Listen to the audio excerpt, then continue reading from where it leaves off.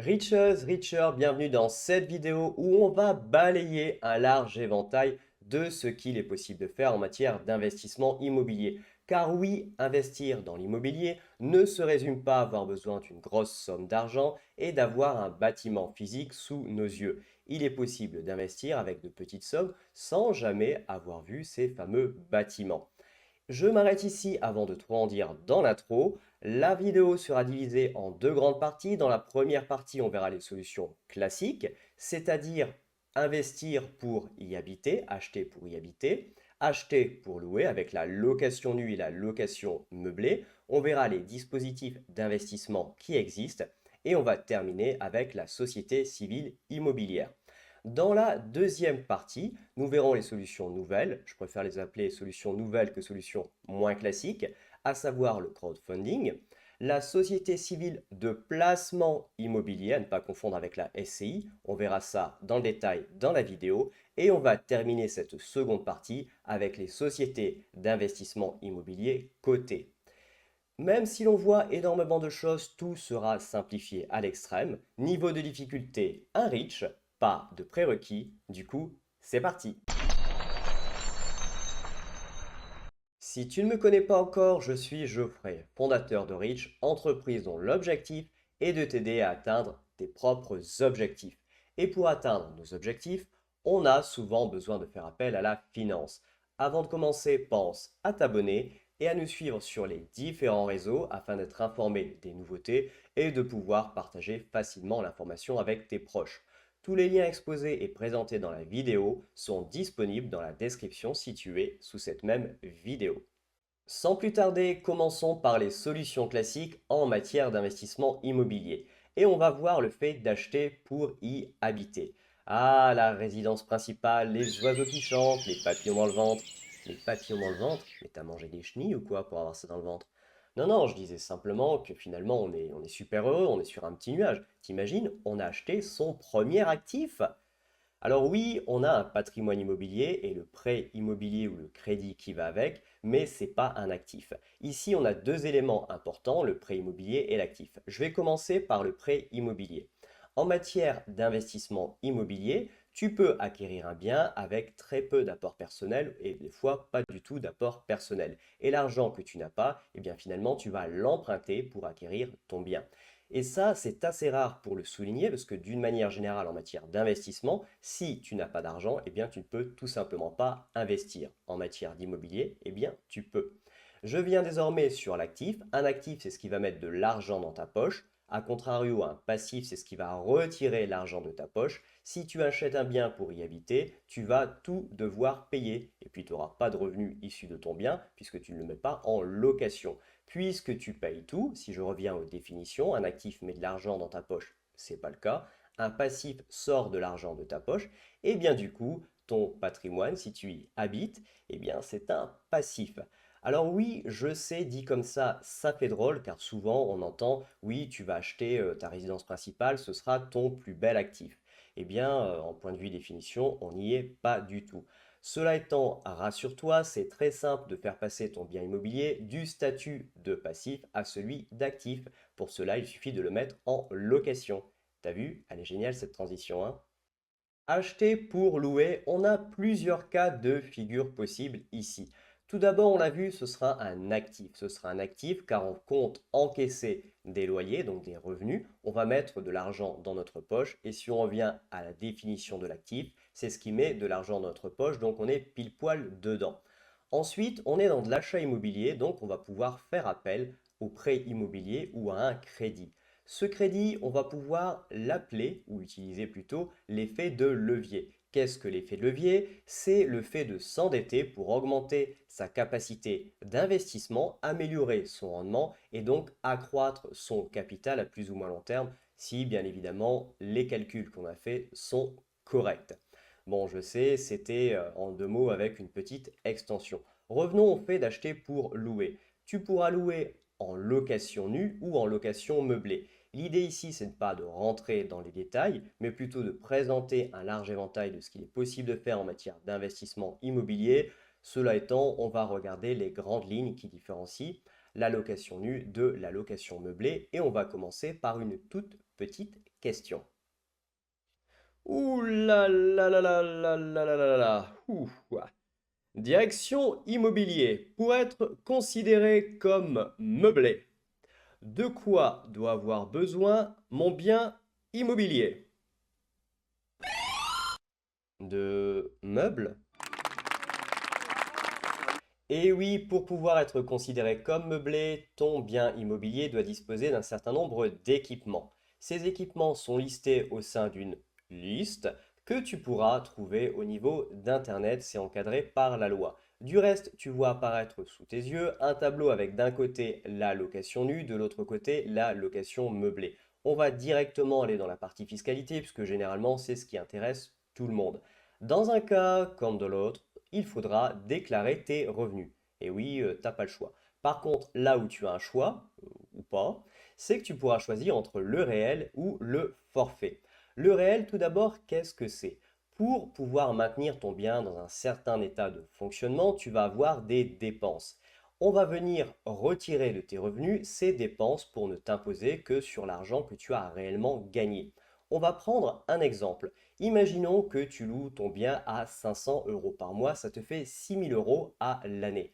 Tu as eu sur cette même année 5 000 euros de dépenses sur ton bien. 6 000 euros moins 5 000 euros, il te reste 1 000 euros, ce sera la part imposable. Bien évidemment, il faut que tu aies une trace de ces 5 000 euros de dépenses, préférentiellement sous la forme de facture. Le deuxième cas, c'est le forfait.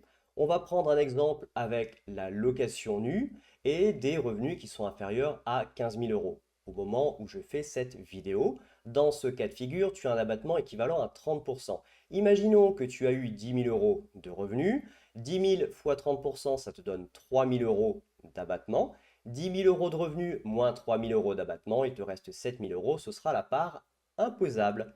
Tu pourras donc choisir entre le forfait ou le réel si tu ne dépasses pas certains plafonds. Au niveau des plafonds pour la location nue, c'est de 15 000 euros par an. Pour la location meublée classique, 77 000 euros par an. Si tu dépasses ces plafonds, eh bien là, tu n'auras pas le choix, il faudra passer au réel.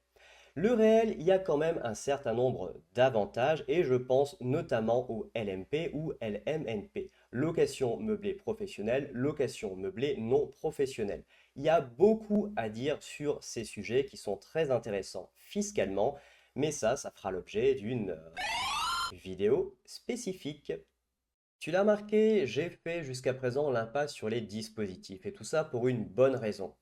Cellier du flot Pinel. Le dispositif Cellier a été remplacé par le dispositif du flot, qui a été remplacé par le dispositif Pinel, qui a été remplacé par le dispositif... Non, non, lui, il a simplement tiré sa révérence fin 2024. Après, si les dispositifs t'intéressent, il y a par exemple le dispositif de Normandie, dont l'objectif est d'encourager la rénovation de logements anciens. Au niveau de ces dispositifs, pour pouvoir bénéficier des avantages liés à ce dispositif, il y a un certain nombre de cases à cocher et ça peut être quand même assez contraignant suivant les cas de figure. Si je fais le focus sur dispositif de Normandie, tu vas acheter un bien dans une certaine zone géographique, il y aura un certain nombre de travaux à faire et après tu devras le mettre en location. Au niveau du bien que tu vas acheter, il ne devra pas dépasser 5500 m². Ouais, bon, là c'est quand même assez large. Mais les travaux, surtout, ne vont pas devoir dépasser 300 000 euros. Tout ce qui dépasse 300 000 euros, eh bien, tu n'auras aucun avantage dessus. La partie travaux devra représenter à minima 25% du coût global de l'opération. Il y aura des critères à respecter ainsi que des délais à respecter pour ces fameux travaux. Quand tu vas mettre ton bien en location, ton loyer sera plafonné et au niveau de tes locataires, leur revenu fiscal de référence ne devra pas dépasser certains plafonds qui sont fixés par la loi. Bon, on est déjà pas mal, on va quand même passer aux avantages, ça peut être sympa. Au niveau des avantages, tu vas t'engager à mettre ton bien en location, par exemple pour une durée de 6 ans, pour avoir ce fameux avantage de 12% de réduction sur ton IR. Si tu le mets en location 9 ans, on passe à 18%, tu le mets en location 12 ans, on passe à 21%. Tu l'auras compris, pour les dispositifs, il y a toujours quelques calculs à faire pour voir si ça vaut vraiment le coup en fonction de ta situation. Il n'y a pas forcément que des dispositifs dans la vie qui sont intéressants, il y a des options parfois beaucoup plus intéressantes. Je pense notamment au LMNP, j'en ai déjà parlé précédemment. Il y a énormément de choses à dire sur la location meublée non professionnelle ou professionnelle en fonction du cas de figure, et cela fera l'objet d'une vidéo spécifique. Je conclus cette partie 1 en évoquant brièvement la Société civile immobilière ou SCI pour les intimes.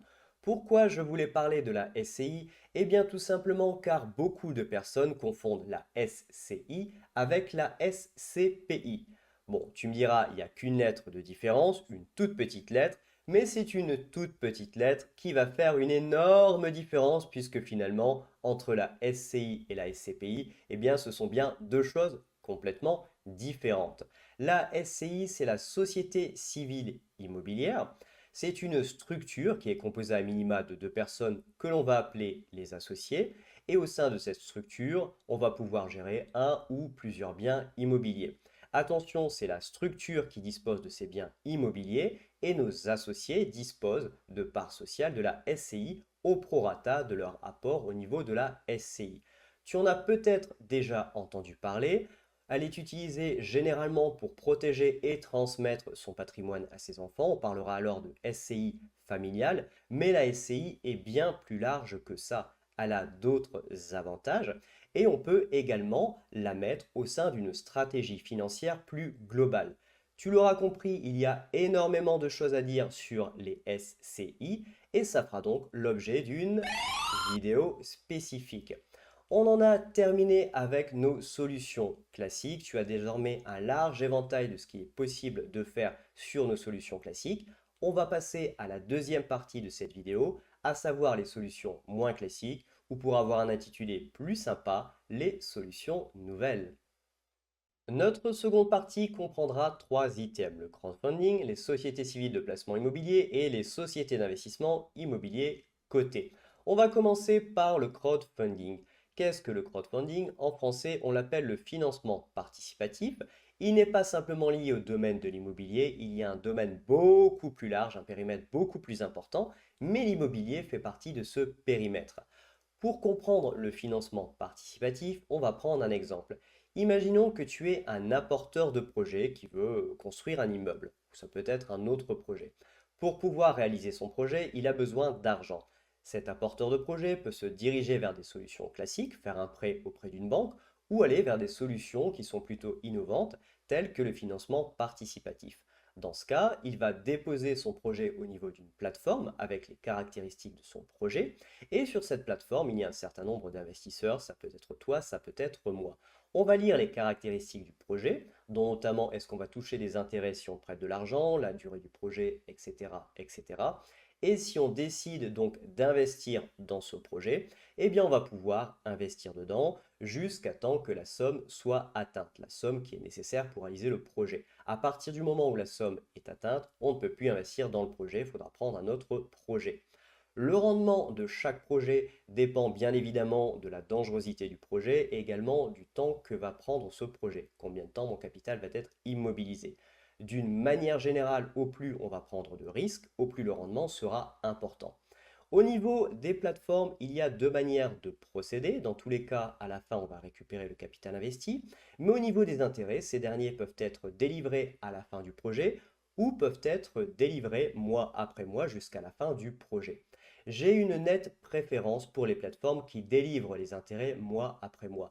Tout simplement car on peut progressivement réinvestir ces intérêts et profiter au maximum du principe des intérêts composés. Si tu ne sais pas ce que sont les intérêts composés, je t'ai mis un lien en description sur une vidéo qui explique ce que c'est. Et j'ai également mis un lien en description sur une plateforme qui délivre des intérêts mois après mois pour utiliser au maximum notre principe des intérêts composés. Continuons avec les sociétés civiles de placement immobilier ou SCPI pour les intimes qui sont des solutions pour investir ton argent, donc dans l'immobilier, que ce soit immeuble de bureau, immeuble d'habitation, un mix des deux, cela dépend de la stratégie de la SCPI.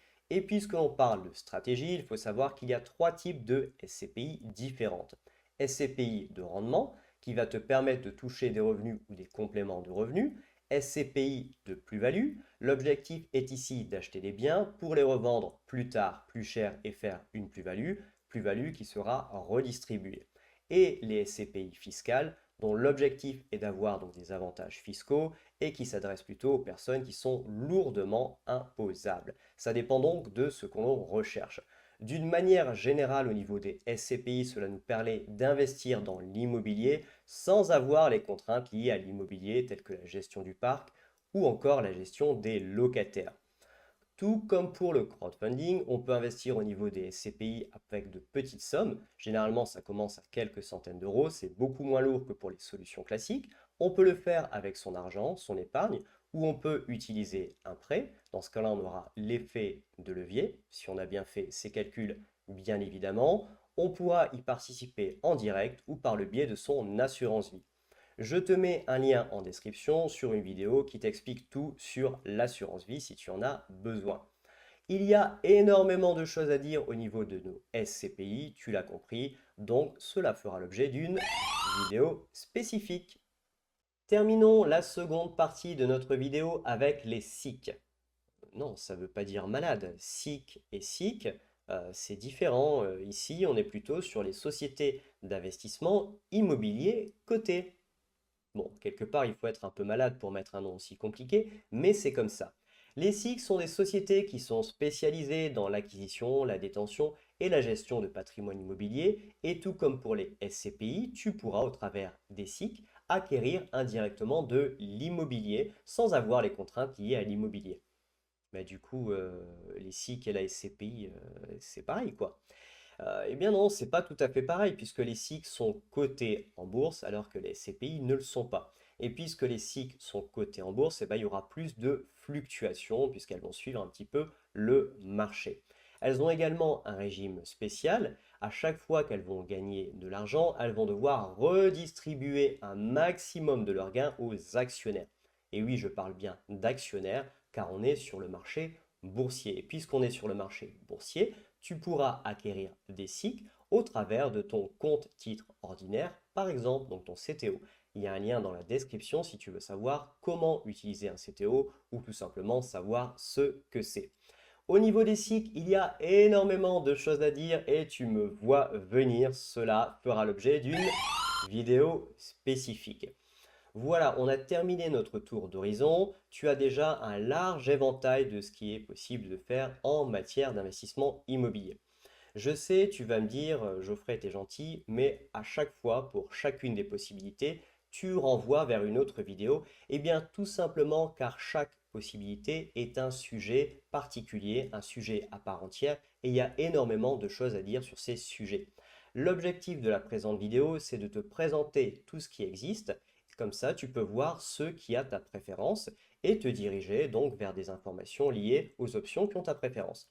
Rassure-toi, dans tous les cas, moi je vais faire une vidéo pour chacun des points qui ont été abordés ici, chacune des possibilités. Ça demande énormément de travail de faire ces vidéos pour qu'elles soient qualitatives et pour te délivrer une information qui soit la plus simple, la plus assimilable possible. Du coup, pour m'encourager, pense à t'abonner, à liker la vidéo, à la partager, à mettre un commentaire ou une question. Du coup, tu as de nombreuses possibilités. Et bien maintenant, c'est à toi de jouer. Si tu souhaites définir tes objectifs et atteindre ces mêmes objectifs, rends-toi sur rich.vision.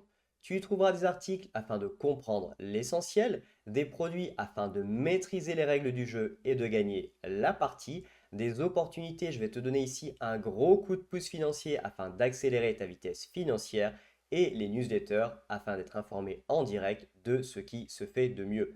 Et puisqu'il te reste à cliquer, et bien maintenant, c'est à toi de jouer.